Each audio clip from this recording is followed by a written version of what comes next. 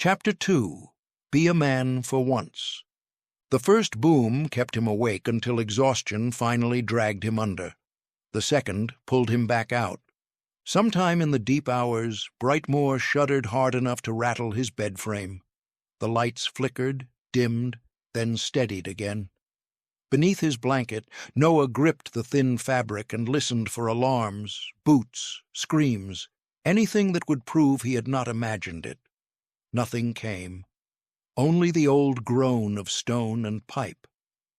Morning brought the scent into his room, warm and impossible, scorched sugar, cinnamon, and something sweet enough to make the flat feel briefly unfamiliar. Noah pushed himself upright, the stiff cot creaking beneath him. From the main room came the soft clink of metal on ceramic, the scrape of a spoon against a bowl, and his mother's low muttering, the sound she made when she was focused, angry, or both. Barefoot, Noah padded into the kitchen, the floor cold enough to make his toes curl. His mother, Mira, stood at the narrow work table with her back to him, shoulders tight beneath her thin shirt. Flour dusted her sleeves like pale rock powder. She was small, nearly his size, but strength lived packed into every movement, in the set of her elbows, in the way she braced before lifting, in the memory of crates Noah had seen grown men curse before she levered them aside. Beside her, a pot simmered, sending up sweet steam that had no business in their flat. The warmth filled the kitchen too generously, rich enough to make the room feel borrowed. "Morning," he said, his voice thick with sleep. "Morning," his mother replied, still working the spoon through the bowl. Noah pulled out a chair and sat, resting his elbows on the table. "You're really making a cake?" Cakes belonged to selection parties, founding family tables, and stories other children told badly enough to make him suspect they were lying.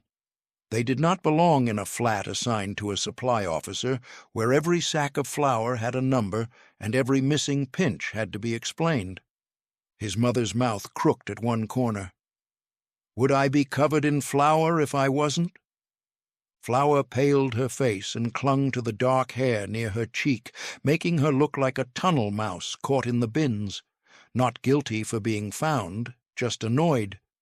She brushed the strand back with the edge of her wrist. Noah shrugged. "I don't know. Thought maybe you just liked the look." His mother huffed a laugh, but the spoon kept scraping the bowl in hard, sharp circles. Batter climbed the rim and slapped back down, and the muscle in her forearm tightened beneath her sleeve. Noah tapped a restless finger against the wood. "Tomorrow's the big day." His mother's spoon paused above the bowl. Batter threaded from its edge before she set it moving again. "It is." "The 100th anniversary of the first Earthbreakers," he said, letting the sarcasm sharpen the words. He leaned back in his chair. "And my birthday." She sighed, and the spoon slowed. "Noah." "I know," he muttered. His thumb worried a nick in the table. "It's just, every year the whole settlement gets a party, and I'm just there." "That's not true." The spoon dragged once around the bowl and stopped, leaving a pale groove through the mix. For a moment, the words seemed to gather behind her teeth. She swallowed them, scraped the bowl clean, and turned back to her work. Noah let out a short, sharp laugh. "Really? Because I don't see any banners with my name on them." He leaned forward, his voice dropping before he could stop it. "Do you think I'll be selected tomorrow?" The spoon sank against the side of the bowl. Her fingers stayed wrapped around the handle, white with flour and pressure. For one breath, the cake, the table, and the whole warm-smelling room seemed to go thin around her. Then she smiled as if he had missed the obvious. "Didn't you hear? They moved it back a month, for a special occasion." Noah pushed a breath through his teeth. "Yeah, real special." The words flattened in his mouth. "The anniversary."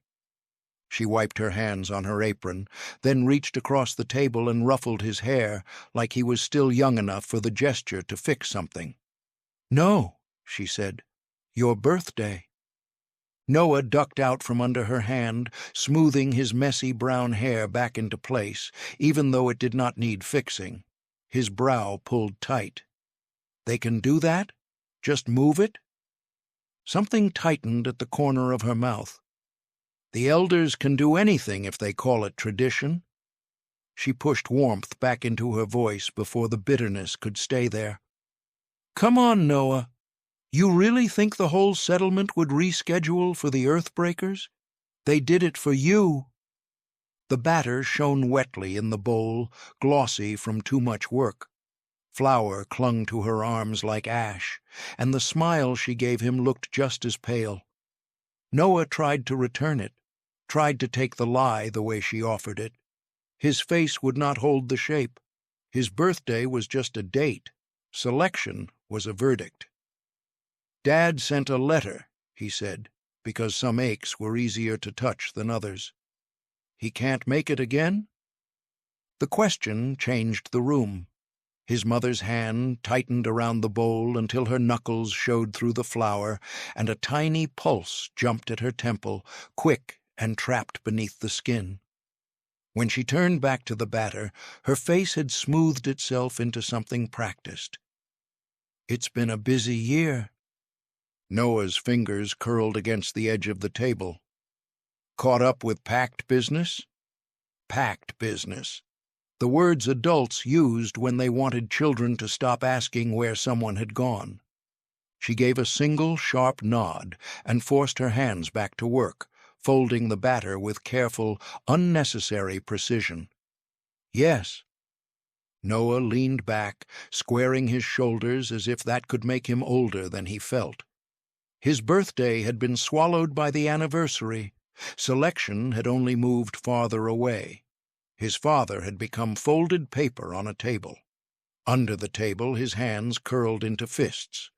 "So," he said, forcing his voice steady, "does that mean I'll be selected next month instead?" "Don't worry, it's your first year of eligibility." She leaned forward and tapped a flour-dusted finger gently against his forehead. "Besides," she added, her voice dropping as if she were sharing something meant only for him, "you know the Vanguard doesn't even test anyone until they're 15. The words opened something in him so quickly his anger had nowhere to stand. "I don't want to be a scout or a breaker," he said, the words rushing out. "Only the Vanguard." The corner of her mouth faltered for half a second before she tucked the smile back into place. "Then you have a few more years to grow before they come looking for you." A real grin broke across Noah's face, pushing everything else aside. Next month did not matter. The real test was still years away, waiting somewhere beyond selection, beyond Brightmoor, beyond every low ceiling he had ever known. When it came, he would be ready. He would walk the surface. He would leave this place and never look back. She cut him a piece of cake before it cooled. It sagged in the center, too hot to hold together, and sweeter than anything their ration cards should have allowed. Noah ate anyway, quickly enough that she told him to slow down twice. For a few minutes, he let himself pretend the day belonged to him. He even saved the last bite longer than he needed to, letting the sugar sit on his tongue until it turned thin and ordinary. At the door, her fingers caught his sleeve. Heat jumped into Noah's face like she had grabbed him in front of the whole settlement instead of in their empty flat. "Hold still," she said. He made a face but stopped fighting as she bent to fix a loose strand near the cuff of his jacket. Her fingers worked it back into place with careful little tugs, smoothing the same thread more than once. When she finished, her hand stayed against his wrist. The touch held there, light and stubborn. She let go first, though only barely. "I'm going to be late," he said. His mother straightened, tiredness tucked into the corners of her face. "Then go before Devrin comes barreling through that door looking for you." Noah slipped into the corridor before she could say anything else. By the time he reached the main causeway, Brightmoor's central cavern looked as if someone had carved out its middle. Market stalls crowded the edges, pushed back to make room for the anniversary work. Scrubbers crawled on all fours across the central pathways, scouring stone while higher-rated Chosen passed by and called them muckhands under their breath. Calla and Devrin found him near the first line of scaffolds. Together they moved through work crews, hanging banners, dragging braces, and hauling massive stone blocks toward the main stage.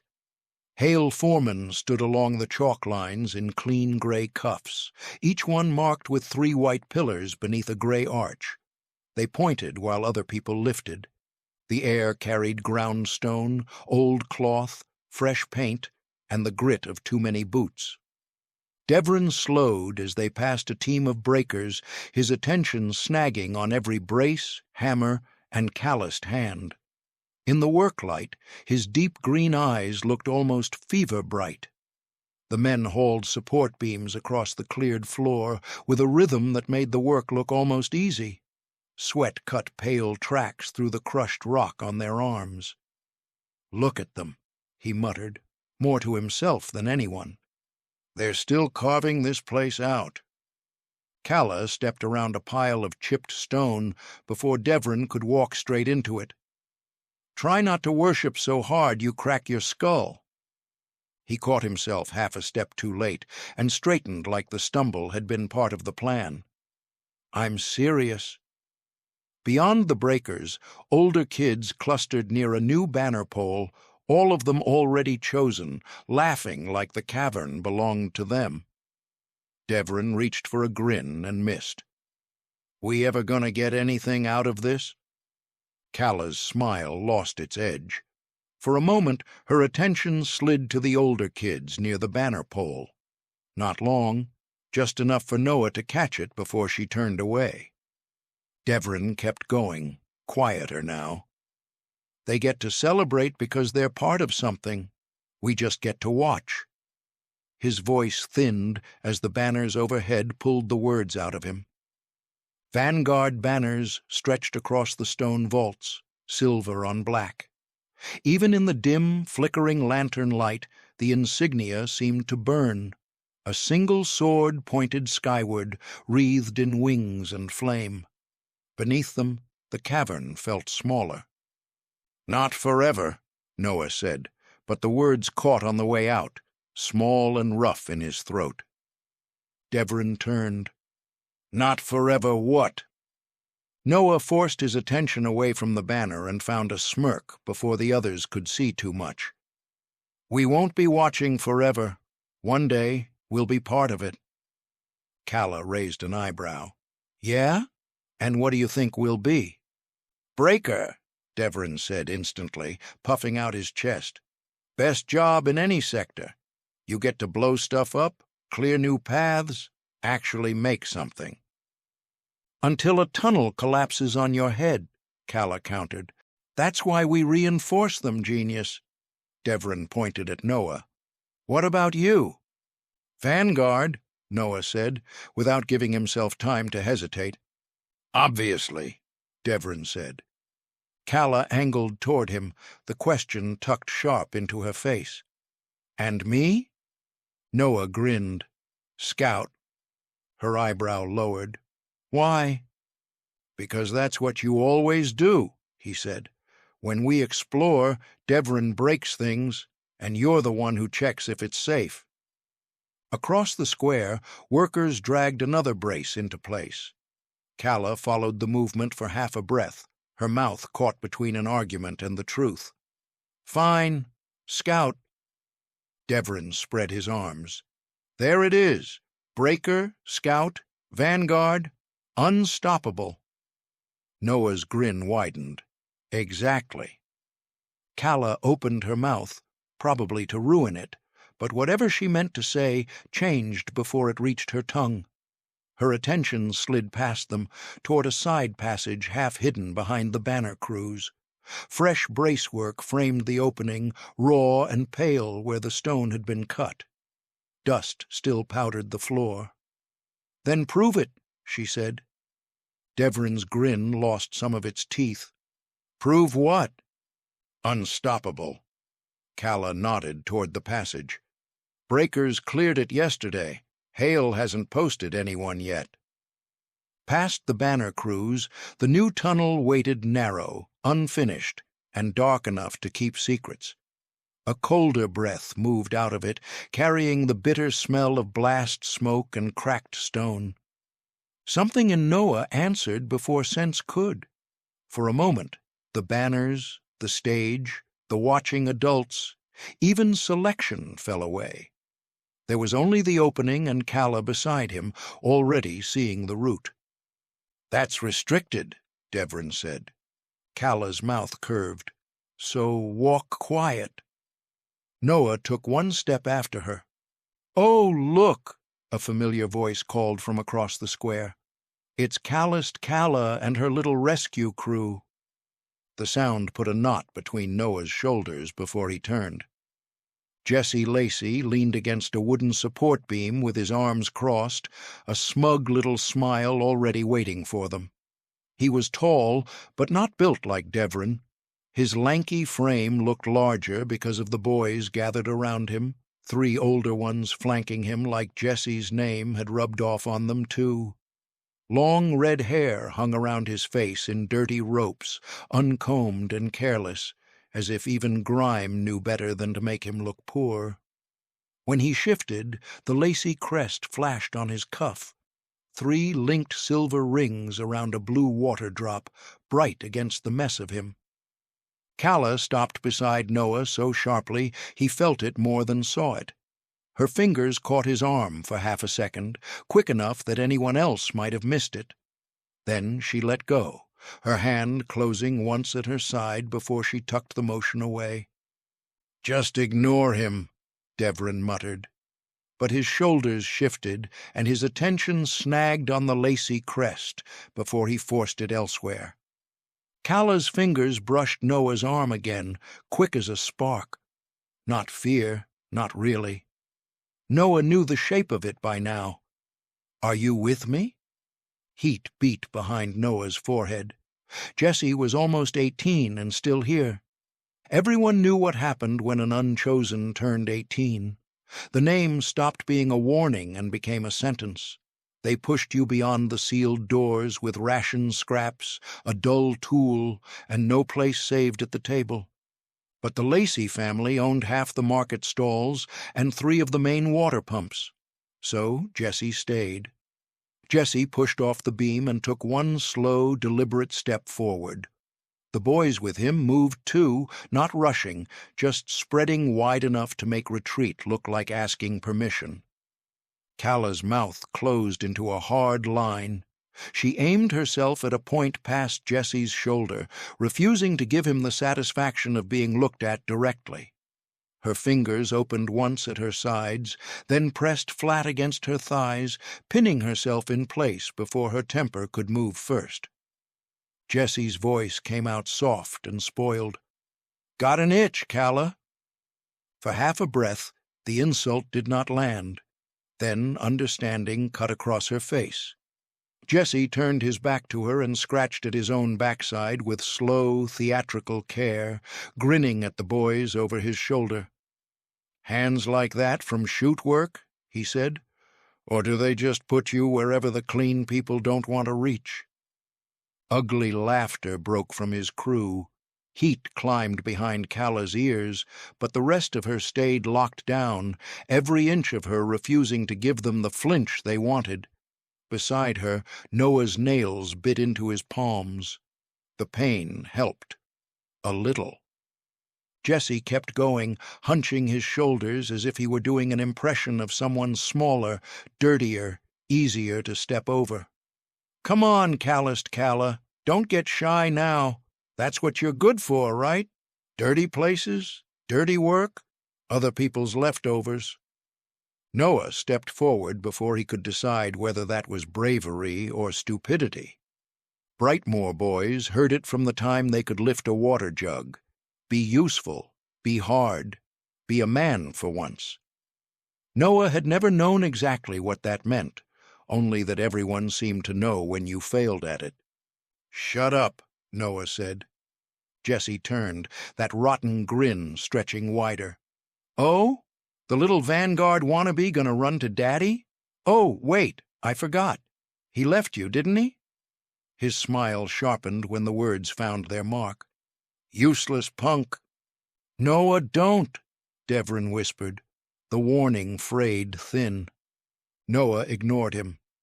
"You're 17, Jesse," he said, loud enough for the nearest workers to hear. "Shouldn't you be gone by now?" The laughter around Jesse thinned into silence. Jesse's cheek jumped once. "What's that supposed to mean?" "It means we all have a place." Noah's voice shook, but he pushed through it. "Devrin breaks the rock. Kala maps the dark. The Vanguard goes where no one else can." He took another step, close enough now to see the dirt beneath Jesse's nails and the clean, lacy crest at his cuff. "And you? You just stand here, in everyone's way." One of Jesse's boys shifted back half a step. Noah tilted his head. "What do you call a 17-year-old with no place, Jesse?" The tight line of Jesse's mouth tried to become a smile and failed. "Careful, kid." "Oh, right," Noah said. "I forgot. You still get to stay because your family owns the water pumps. That's the only reason you're standing here, pretending you matter." Something split through Jesse's face before he could hide it. Not anger first, hurt. For one breath, Noah saw a boy who already knew he was nothing without his name.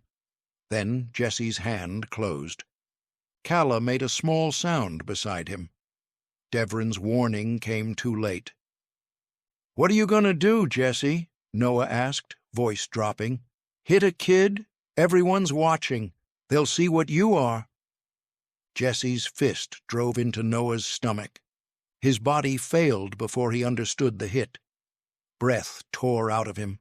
His knees struck the grate, pain flashing up both legs, and a hot, sour rush climbed his throat before he could stop it.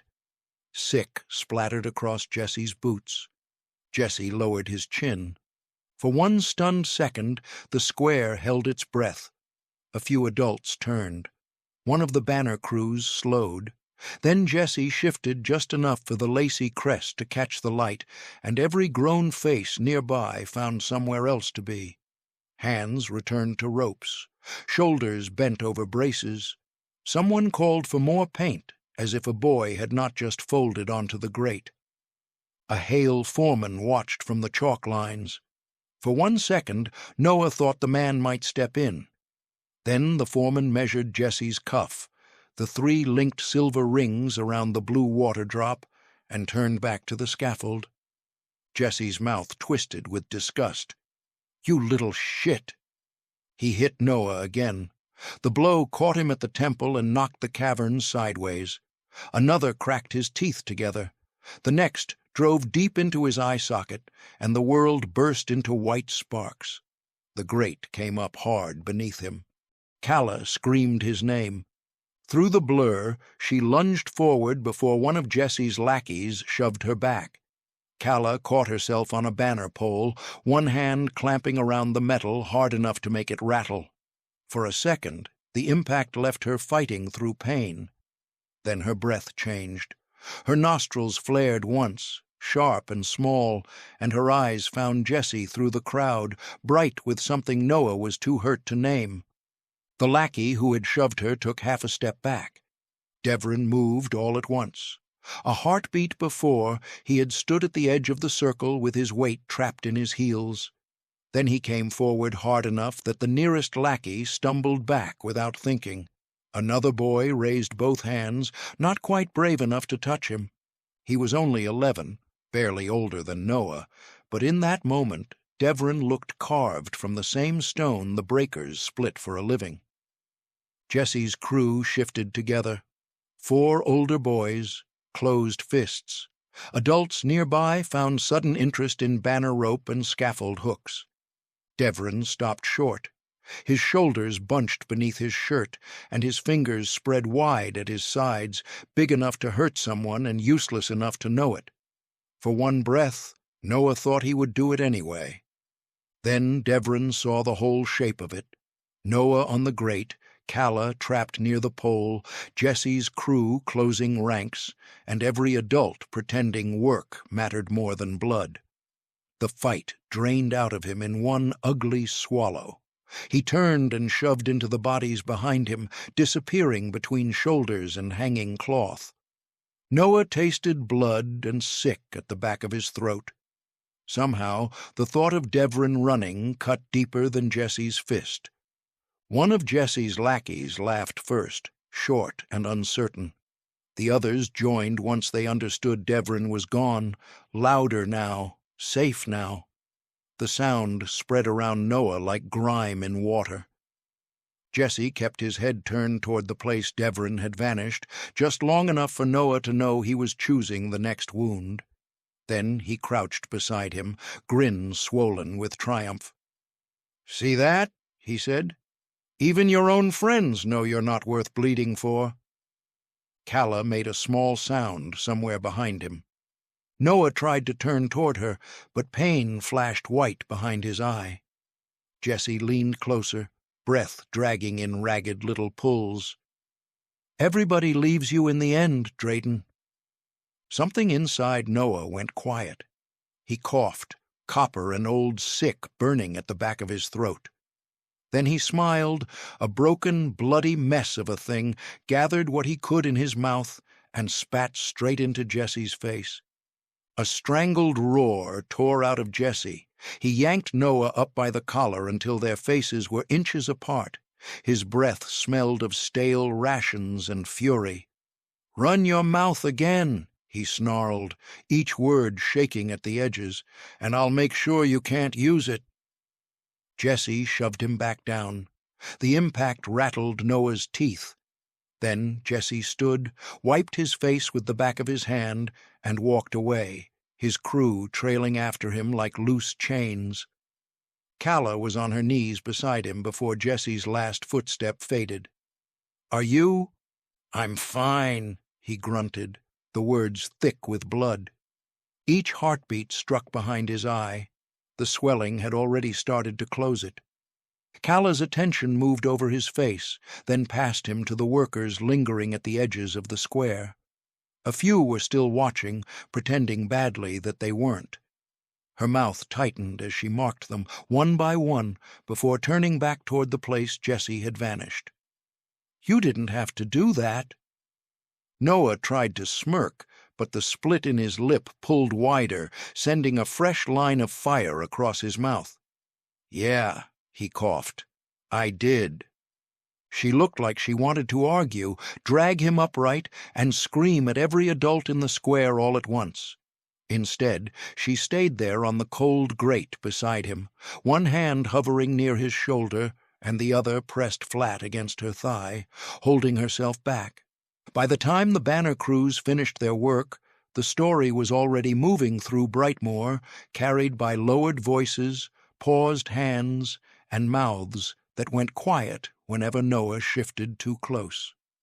He sat on the edge of a discarded ore crate in a side alley off the main square.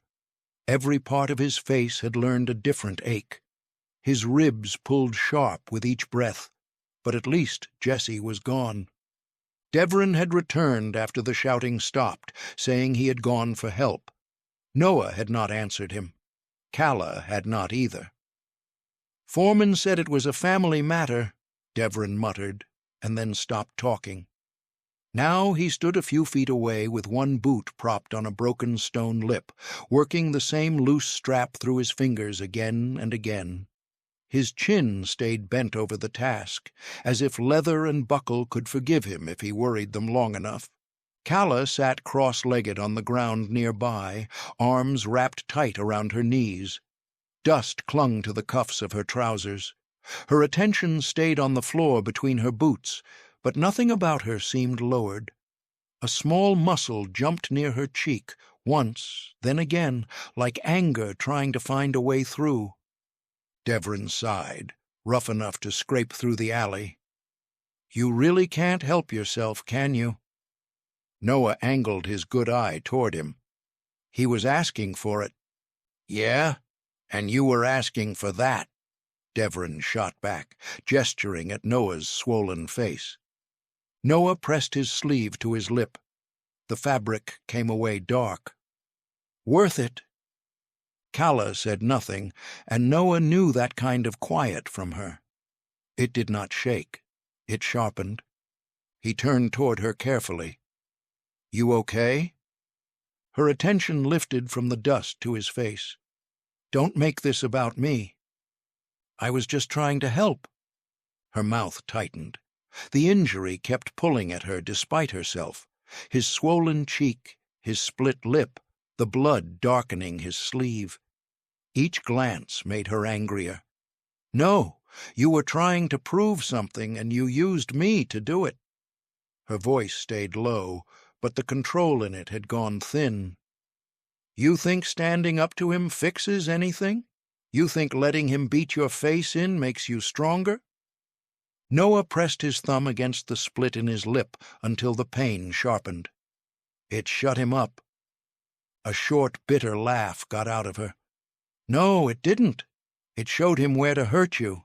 He'll be back, and he'll be worse." Noah shrugged, and pain bit through his ribs. "Then I'll hit back."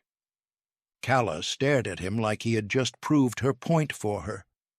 "You think that's how it works?" The sting of it found him then.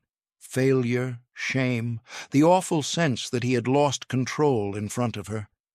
I was just trying to—" "Trying to what?" she demanded. Her voice cracked once, small and furious. "Protect me?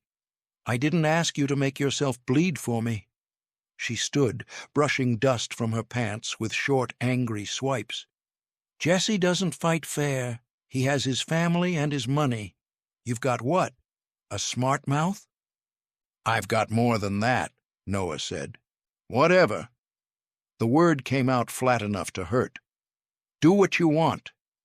She turned without another word and disappeared into the labyrinth of Brightmoor's corridors. Devrin let out a breath through his teeth.